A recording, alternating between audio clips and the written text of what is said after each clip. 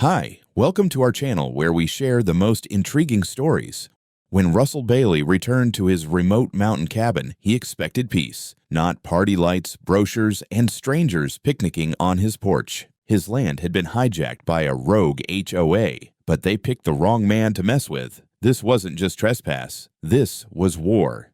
I hadn't been up to the cabin in 3 months, and honestly, that was longer than I liked. But business had been insane. Shipping contracts, backlog drivers, a warehouse in Elko that decided to flood itself. So when things finally calmed down, I packed up the truck, grabbed my wife Jenny, and we headed up into the mountains for what I hoped would be a week of nothing but silence, pine trees and bourbon on the porch. The drive was as rugged as ever. 40 minutes of twisty gravel road, half washed out in places, and not a single damn soul in sight. That's how I liked it. My grandfather built that cabin back in the 30s after coming home from Korea with shrapnel in his leg and a permanent scowl. The place was a fortress. Stone base, thick timber frame, roof built to survive nuclear winter. No neighbors for half a mile, just forest, sky, and the occasional moose. But the second we turned up the ridge toward my gate, I knew something was wrong. There were lights, not from inside the house. No, these were garden lights. Little solar-powered stakes lining the gravel path like it was the damn entrance to a retirement spa. And signs. Laminated pastel-colored signs tied to trees with messages like, "Welcome Summit Neighbors," and "HOA Scenic Route starts here." Jenny leaned forward in her seat and muttered, "What the hell?" We pulled up to the gate. My gate. Except someone had tied a cheap white banner across the entrance, reading Summit Way Guest Lodge, Public Trail Access. In Comic Sans, no less. I sat there staring at it while the engine idled, hands gripping the wheel tighter than necessary. I didn't say a word. I just stepped out, grabbed my bolt cutters from the bed, and took that banner down in one clean snap. Jenny followed me as we drove up the last 100 yards to the cabin. And that's when I saw the full horror. Plastic Adirondack chairs on the porch, 2 flower pots full of American flags, a cooler labeled HOA Refreshments, Help Yourself. And taped to the front door was a shiny brass plaque that hadn't been there 3 months ago. It read, Summit Way Guest Lodge, maintained for public enjoyment by HOA. I stood absolutely still for a few seconds, brain flatlining. Jenny said something, but I didn't hear it. Then I opened the door. It wasn't locked. Of course it wasn't. And stepped inside. The house smelled like peppermint and air freshener. On my dining table lay a stack of tri-fold brochures with Welcome to Summit Lodge printed across the top. There was a map, a goddamn illustrated map, showing local attractions, some of which were on my land. On the wall by the fireplace, someone had pinned a schedule for HOA hiking groups and scenic meditation sessions. In the kitchen, my cabinets had been rearranged. I found paper cups stacked neatly in the sink and a jar labeled Donations, Thank you for supporting the lodge, sitting next to my coffee pot. The audacity was so dense I could barely breathe. I stormed back outside. Jenny followed, her face pale with shock. I didn't speak. I went straight to the tool shed, pulled out my gator bar, and got to work. First the sign on the porch, ripped it off and threw it into the fire pit. Then the plastic chairs, launched 2 off the deck and the rest into the woods. The pots? Gone. The cooler kicked down the steps and burst open like a rotten watermelon. I was halfway through unscrewing the brass plaque when Jenny finally said, "Rass, we need to call the cops."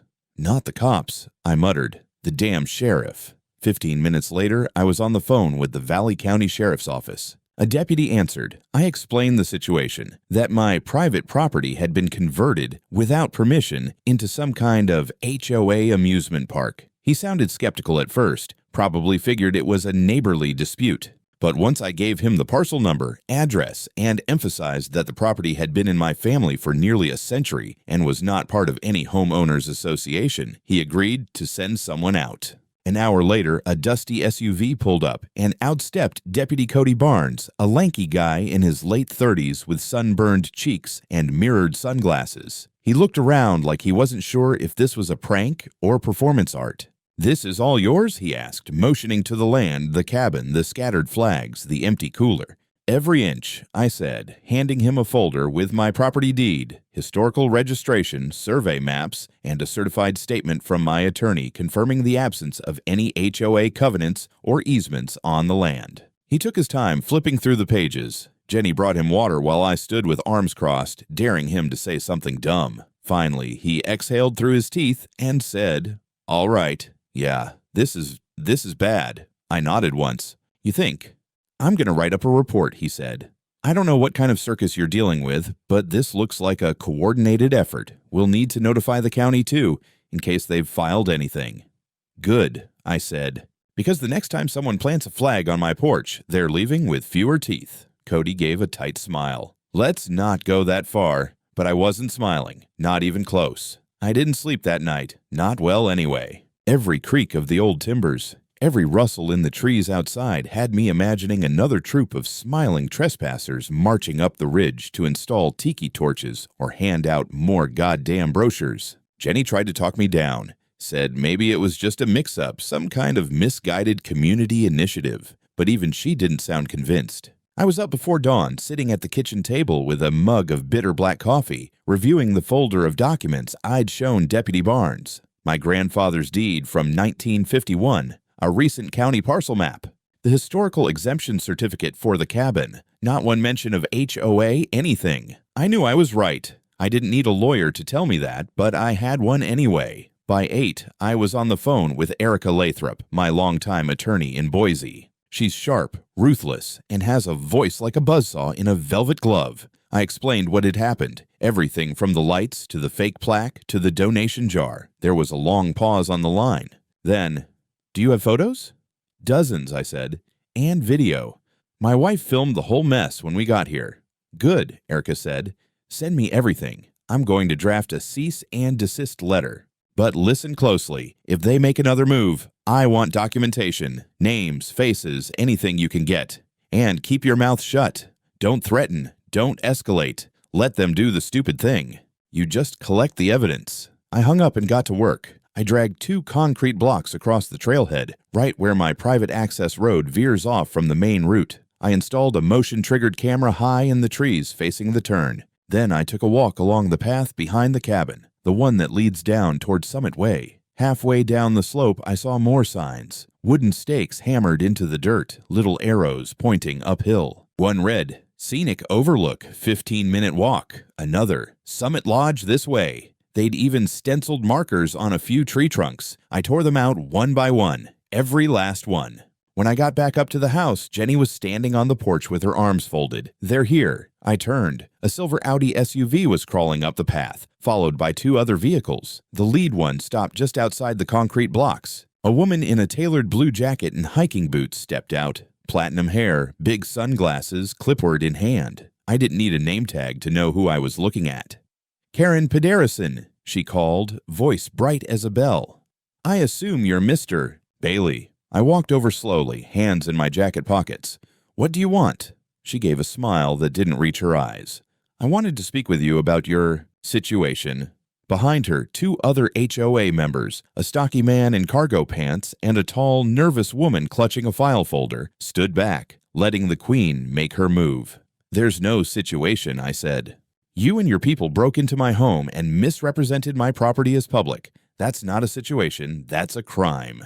Karen's smile didn't budge. "Oh, I think that's a bit dramatic, Mr. Bailey. The Summit Way Area-ish HOA recently passed a resolution, here I brought a copy, recognizing your cabin as an unutilized community asset." She handed me a printed document with fake official seals and language that read like a parody of government speak.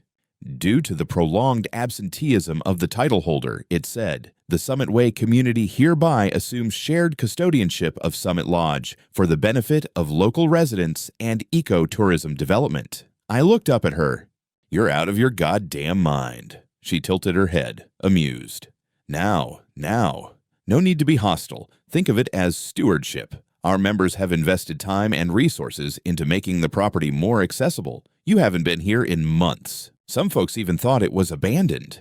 "And did any of those folks bother to check a deed?" I asked, voice tightening. Karen shifted slightly. "Ownership can be fluid under certain municipal interpretations, especially when structures sit dormant." "Lady," I said, stepping closer, "this land has been in my family for nearly 100 years. You don't get to stroll up here with a flyer and claim it like it's a lost dog." She stepped back but kept her composure. Mr. Bailey, if you continue to obstruct the community's access, we'll be forced to elevate this matter to county review. If the property is found to be underutilized, the board may submit a request for public designation. That includes repurposing for tourism, educational use, or controlled public lodging. Did you just threaten to seize my cabin? I asked, slowly pulling out my phone and starting a voice recording. She hesitated. I'm merely informing you of your options. I tapped the record button. Say it again. Say what happens if I don't cooperate. Karen paused. Her smile cracked.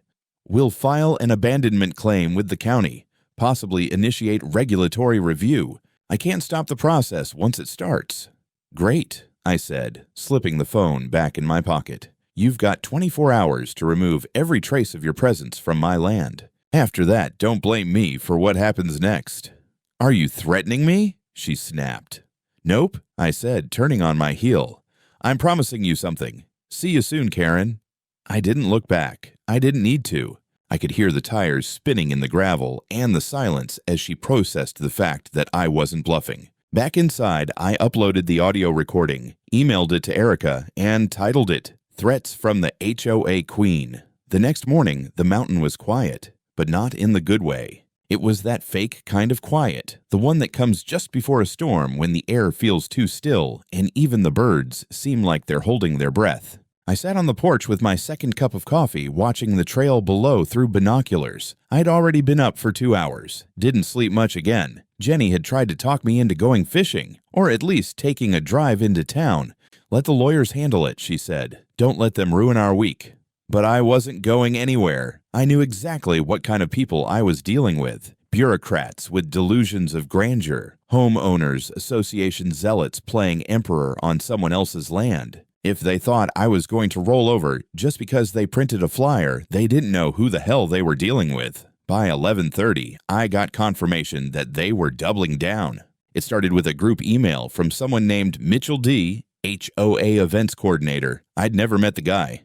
The message, which had been forwarded to me by a sympathetic resident down the slope, was titled, Community Celebration this Saturday at Summit Lodge. According to the email, HOA was hosting an open lodge family day, complete with guided hikes, storytelling for kids, live bluegrass music, and an artisanal picnic experience. The language made it sound like a rustic dam amusement park. They were even offering group rates through a local tourist agency. There was a full PDF attached with driving directions and a cheery Summit Lodge FAQ that listed my cabin's kitchen as available for light prep work. I nearly crushed the mug in my hand. Jenny read it over my shoulder and muttered, They're not just trespassing anymore. They're selling tickets. I called Erica. She answered on the second ring, already annoyed. I hope you're calling to say you've installed landmines. Close. You're going to love this one. I forwarded the email. A minute later, she was laughing. Not the good kind. The, oh, they really did it kind. Okay, she said. We've officially moved from nuisance to full-on fraud. I'm contacting the county right now. But in the meantime, you still have those contacts with private security? I already made the call this morning. I'd reached out to 2 guys I knew from a logistics security contract years ago, Nate and Luis. Both ex-military, fully licensed for private security in Idaho. Not exactly mall cops. They drove in from Boise with radios, sidearms, and the kind of quiet professionalism that makes people nervous in the best way. They arrived early afternoon. I gave them the full rundown and set them up in shifts, one monitoring the drive, the other covering the trail access. We reviewed all the camera footage, tagged trespassers from the previous week, and made sure every approach to the property had surveillance. Then we added signage, big laminated, unmissable signs bolted into posts. Private property, no trespassing. Violators will be prosecuted to the full extent of the law. And just for good measure, I printed out a second sign for the front gate. HOA not welcome. This means you, Karen. That one was more for me. At 5 p.m., just before sunset, a white Jeep rolled up to the base of the road. Inside sat a woman in hiking gear and a man wearing a Summit Way volunteer badge. They got out, tried to approach the new sign, then saw Nate step into view with a body cam on his chest and a clipboard in hand. Sorry, he said evenly. This is private property. Turn around. The woman scoffed. We're here to prep for the event. It's on the calendar. You're trespassing, Nate replied. You're being recorded. I suggest you leave. They didn't argue long. Back at the cabin, I checked the new camera feed. Everything was working. Then I noticed something on the community Facebook page that made my jaw tighten. Karen had posted an official HOA bulletin declaring that Summit Lodge is undergoing scheduled cleanup and may appear temporarily closed. She warned residents not to engage with hostile individuals on the premises and to trust the process as legal designation continues. Bitch was trying to spin it like she still had control. Like I was the one interfering. Jenny looked over and said, "So what now?" I smiled for the first time in days. Now. We let them walk right into it. That night, I stayed up with Luis, reviewing legal declarations and notarizing every prior incident with timestamps and witness statements. Erica had everything she needed. The trap was set. Let's see if the Queen of Summit Way was really ready to host her grand opening. Saturday morning came in quiet, the kind of eerie silence that screams in the ears if you know what's coming. I was up before the sun, boots on, coffee in a thermos, pacing the porch like a general waiting for battle. Jenny stayed inside. She wanted no part in what was about to unfold, not out of fear, but because she trusted me to handle it. She knew what I was when pushed. By 8 a.m., Nate reported that the lower trail cam had picked up movement. Multiple vehicles, all with temporary license plates, Jeeps, a few Subarus. One even had a magnetic decal that read Pioneer Trails Adventure Tours. It was happening. These idiots were really doing it. I stepped inside, grabbed the black binder off the kitchen table, the one with notarized complaints, photo documentation, audio recordings, and the cease and desist letter printed on gold-sealed letterhead. Then I clipped my radio to my belt, grabbed my sunglasses, and stepped outside just as the first sound of tires reached the ridge. 20 minutes later, the show began. 3 Jeeps rolled up the access path like they were on a damn safari. Out stepped at least 20 people. Families, couples, even a woman in yoga pants walking a small dog in a sweater. They looked around cheerfully, snapping pictures of the cabin like it was a scenic overlook. Karen arrived last, of course. She stepped out of the lead vehicle wearing a white blazer over a polo shirt with the HOA logo embroidered in navy. She had a walkie-talkie clipped to her waistband and carried a small stack of pamphlets. As she reached the base of the porch, she stopped and smiled like a politician on campaign day. "Welcome everyone to Summit Lodge. We'll begin our guided tour shortly. Please remember to stay on the path and dispose of any trash responsibly." I stepped out onto the porch with my binder in one hand and my phone in the other, already recording. "Ladies and gentlemen," I called out, "you are all currently trespassing on private property. This is not a public lodge. This is not HOA land. You were lied to." Confused murmurs rippled through the crowd. Karen's smile tightened. "Mr. Bailey," she said loudly, "we've discussed this. The community has—" "You've done nothing but commit fraud, Karen," I interrupted. "This is private property registered to me, Russell Bailey. I've already filed with the county. You brought tourists here under false pretenses." Karen stepped forward, speaking through her teeth. "Please lower your voice. You're upsetting the guests." "Guests?" I laughed.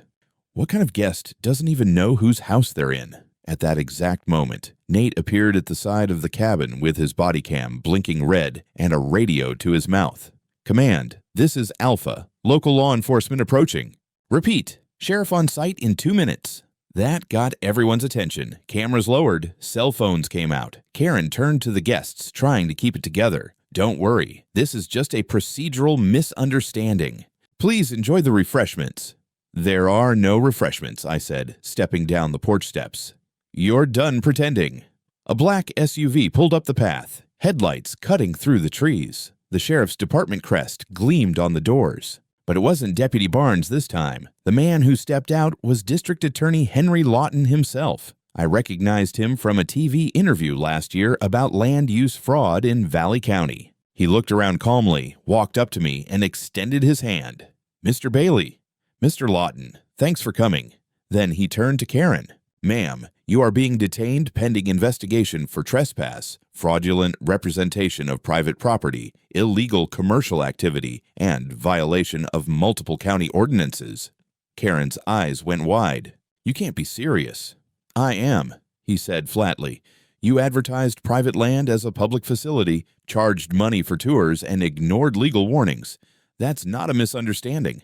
That's a crime." Her little entourage started backing away.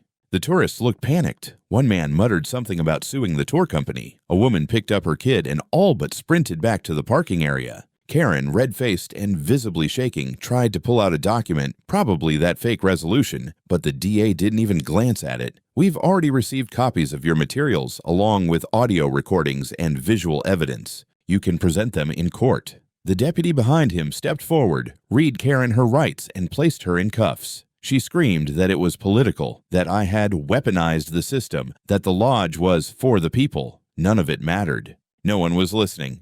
By the time they loaded her into the cruiser, the rest of the crowd had vanished like morning mist. Jenny came out onto the porch and stood beside me as the last car reversed down the path. "You okay?" she asked. I took a long breath. Getting there. Then I turned to Nate and Luis, still recording everything. "Let's get a copy of this to Erica." Every second of it. The next morning, the air smelled different, not just from the rain the night before, but from the stench of Karen's lies finally getting dragged into daylight. I spent most of the day fielding calls. The county prosecutor's office wanted more documents. The sheriff's office needed formal statements. Reporters had gotten wind of the arrest and were asking if they could visit the historic Summit Lodge for a feature on fraudulent tourism. I told them to take it up with the people who put it on a brochure. Meanwhile, Erica was in beast mode. She'd already filed an emergency injunction against the HOA board to suspend their decision-making authority until the investigation was complete. And that's when the second wave of madness hit. Around 3 p.m., Luis caught something on the south camera. 2 men in reflective vests and hard hats unloading what looked like surveying equipment. They parked off the main path and started measuring the field near my lower pasture, well inside my property line. I drove down with Nate and caught them mid-measurement, setting down marker flags like they were about to stake a damn fence. "Hey!" I shouted as I stepped out of the truck. "What the hell do you think you're doing?" The older one turned slowly. "Perimeter measurement. For community infrastructure evaluation, HOA permit on file." "Wrong property," I said. "You're on private land." "My land." He glanced at a clipboard, then at me. "Summit Ridge HOA Parcel 8-." "No," I cut him off. "That map's fake. And if you keep planting flags, I'll call this in as criminal trespass." The younger guy looked nervous. The older one shrugged. "Just following the order." I snapped photos of their faces, truck plates, and every single flag. They left in a hurry. Back at the cabin, I sent it all to Erica. 10 minutes later, she replied with 3 words. "They're escalating fast." She wasn't kidding. That evening, HOA sent out a community email update signed by their acting president, some clown named Glenn Reed, a part-time tax preparer, and Karen's lapdog. The email declared that Summit Lodge was under a temporary cloud of ownership dispute and claimed the association had initiated protective boundary operations to prevent further confusion. They were now pushing to redraw boundary lines and calling for an emergency vote to reclaim lodge access. Erica nearly exploded when she saw it. "They're trying to manufacture a dispute to justify hostile takeover procedures," she said. "This isn't just desperate, it's coordinated. Can we shut it down?" "I'm filing a cease and desist against the entire board tonight," she said. "But I want you to be ready in case they come back in person."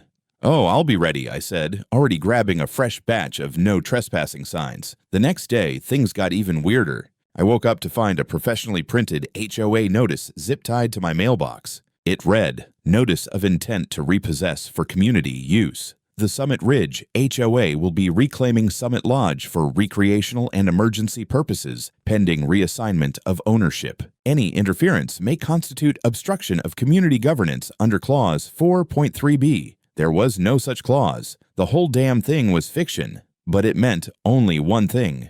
They weren't done. They were going to try again. And I'd be waiting with every legal weapon I had. I didn't sleep much that night. Between patrols with the flashlight and checking camera feeds on my tablet, I kept waiting for headlights to appear or another fake notice to flutter against the door. But the mountain stayed quiet. Still, the silence didn't fool me. It felt like the calm before a storm. By morning, I had a plan. I called Erica and said, "They're going to try something public. Big. I can feel it." She didn't hesitate. "Then we need to beat them at their own game." We arranged for a notary and a legal observer to arrive at the cabin by 10 a.m. Along with them came 2 more private security contractors I'd hired on Erica's recommendation. both ex-state troopers with experience in property enforcement. Nate dubbed them the polite Terminators. We spent the morning posting reinforced signs along every trail, private property, entry by permission only. We mounted laminated copies of my deed, GPS-plotted boundary map, and court-acknowledged ownership record at 3 visible points around the property, complete with QR codes linking to digital verification. It was like building a legal minefield. At 11:15 sharp, the first convoy of tourists appeared. 3 rental jeeps crawled up the trail, one with a magnetic decal reading Summit Ridge Discovery Tours. Behind them came a white SUV with tinted windows. In the front passenger seat, Karen, in a ridiculous forest ranger-style hat and clipboard, grinning like she was royalty on parade. I stepped out as they parked. "You've got 10 seconds to turn around." She climbed out slowly. "This is a scheduled tour," she said. "Your absence from public hearings means implied consent to community use." I held up my phone and hit record. "This is private land. You're trespassing." She turned to address the group, raising her voice. "Don't be alarmed. This gentleman is temporarily confused about his status. We're working with the county to resolve." That's when Nate stepped forward, holding a notarized letter. "This is a formal notice of trespass," he said. "All present are hereby informed that this property is under private ownership and not part of any HOA. Continued presence may result in criminal charges." One of the tourists, an older woman in a sun hat, looked horrified. "Wait, this isn't public land?" "No, ma'am," I said. "You've been misled." Voices rose in confusion. One guy with a camera asked Karen if she'd lied. She tried to regain control, raising her arms and talking about emergency access rights and wilderness charter resolutions. Then I said, "You've got 5 seconds." She laughed. That's when the sheriff's cruiser pulled up behind them, followed by a black Suburban, the county prosecutor inside. The moment Karen saw who stepped out, her face dropped. The prosecutor walked straight toward her. "Karen Peterson," he said, voice sharp. "You are under arrest for criminal trespass, false public representation, and attempted misappropriation of private property." Gasps echoed. Karen stumbled back, blabbering something about intentions for good and support of local tourism. As she was cuffed and placed into the Suburban, I addressed the stunned group of tourists. "You've been scammed," I told them. "But you're free to leave. No charges against you. Just don't come back here again unless you want to read legal documents instead of hiking brochures." They left in a hurry. That afternoon, a full report was filed with the county clerk. News broke across local outlets. Summit Ridge HOA had orchestrated a coordinated land grab using fake documentation, manipulated tourism outreach, and bogus community claims. The evidence, from my recordings, notarized notices, and the district map overlays, made it clear this wasn't a misunderstanding. It was organized fraud, and it was only the beginning of their fall. Under the amber light of the following morning, the forest air was thick with cold silence. But inside the county courthouse, that silence cracked like dry pine under a boot. Karen's arrest hadn't been quiet. Word traveled faster in mountain towns than wildfire in a drought. By noon, half the region had heard that the self-appointed Queen of the Ridge had been hauled off in cuffs for trespassing on private land she didn't own. But that was just the surface. Back at the cabin, I reviewed everything. Footage from my cameras, recordings of her threats, flyers I'd collected from the community board that advertised my property as a HOA-maintained guest lodge, and even emails Nate had scraped from a local homeowners forum where Karen had bragged about expanding community assets into passive zones. That was the phrase she used, passive zones, like my property was some kind of abandoned airstrip waiting to be reclaimed by civilization. Erica called at 2 p.m. sharp. "The DA wants a full deposition tomorrow. They're looking into conspiracy charges. It's not just trespassing anymore. Karen's actions might qualify as coordinated real estate fraud." "Let them dig," I said. "They'll find bones." Meanwhile, I made the next move. I filed a civil suit, not just against Karen, but against the HOA Summit Way as a corporate entity. We requested a temporary injunction freezing their bank accounts and operations, pending investigation of fraudulent conduct, including unauthorized fundraising, illegal signage on private property, and distribution of false land use materials. That same evening, my lawyer hand-delivered copies of the suit to the HOA board members. One of them, a wiry guy named Lance, looked like he'd seen a ghost. I told her this wasn't legal. He muttered. She said we had backing from the county. She lied, Nate said, deadpan. And now you're in it too. 2 days later, the county released a public statement confirming that Karen had submitted forged documents to a regional tourism agency, complete with a fake map that altered my boundary lines to make it look like my cabin was in an unzoned shared forest buffer. I could have laughed if I weren't so furious. The judge granted my emergency injunction, locking down HOA operations. Their website went offline. Their Summit Way Welcome Fund PayPal account was frozen. I received a message from the treasurer begging to discuss terms, which I forwarded straight to the prosecutor's office. The real gut punch came when county land surveyors confirmed my original boundary records down to the inch and determined that 2 of the homes in the HOA community had partially built decks that extended onto my land. Karen's house. Her back patio crossed the boundary by 6 feet. I filed trespass notices for both homes. That week was a legal blitzkrieg. Every time they tried to pivot, I was already there. Erica and I met with state-level officials about tightening statutes on community use designation loopholes. Nate put together a press briefing and shared my side with local news. My inbox filled with support from nearby landowners who had dealt with similar HOA overreach, but hadn't had the resources to fight back. One man from down the ridge wrote, "You're the first person to ever stop them.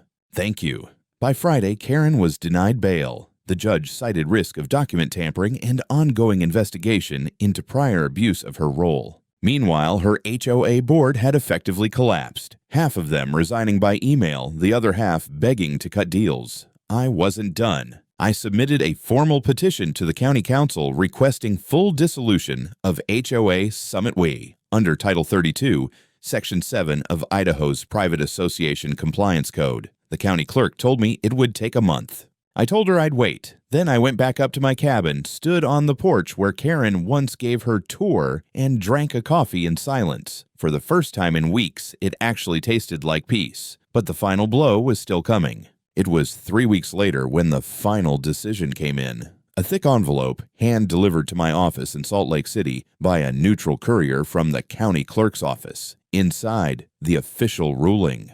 The HOA Summit Way was to be fully dissolved, effective immediately. Its registration as a community organization was revoked due to multiple violations of state code, falsification of property boundaries, unauthorized public events on private land, misappropriation of funds, and organized fraud. All associated assets, including accounts, common area properties, and existing contracts, were ordered frozen pending redistribution by the state. I called Erica. She just said, "Congratulations, Mountain Man. You buried a HOA with a map and a file folder." But the real cherry on top came the next morning. I received a subpoena request, not for me, but for Karen's full digital communications. The district attorney had opened a grand jury investigation after discovering her emails included plans to expand the model into other remote properties she had labeled underused holdings. She was no longer just a trespasser or a local nuisance. She was being charged with wire fraud, conspiracy to misrepresent property for financial gain, and attempted racketeering. Bail was denied again, 10 years minimum if convicted. And from what I'd seen, there was no if left. That weekend, I went back up to the cabin with Erica. Snow had just started to dust the ridgeline. The pine trees stood like guards in silence. Everything felt clean again. Ours again. At the trailhead turnoff, I had 2 men from Iron Pike Fabrication install a new steel gate, industrial, matte black, flanked by red-oiled timber posts. Welded onto it was a thick sign, custom engraved, "Private Property. Trespassers will be prosecuted. Yes, we still mean you." We stood there in silence for a while. Erica nudged me. "Think they'll try again." "If they do," I said, "I'm building a moat next time, with piranhas." We laughed. But in truth, we both knew they wouldn't. Not after the publicity, the lawsuits, and the legal wildfire that scorched everything in Summit Way's path. Karen had become a cautionary tale, one whispered through mountain towns, on forums, and county meetings across the state. 1 month later, I bought the now vacated HOA community's former green space at county auction, just to make sure they didn't try reincarnating that nonsense. I turned it into a wildflower preserve, put up a new sign there too. Not a park, still private. Stay in your lane. I didn't want war. I just wanted peace, space, and privacy. But when someone tries to claim your solitude as their public amenity, there's only one thing to do: draw the line and defend it.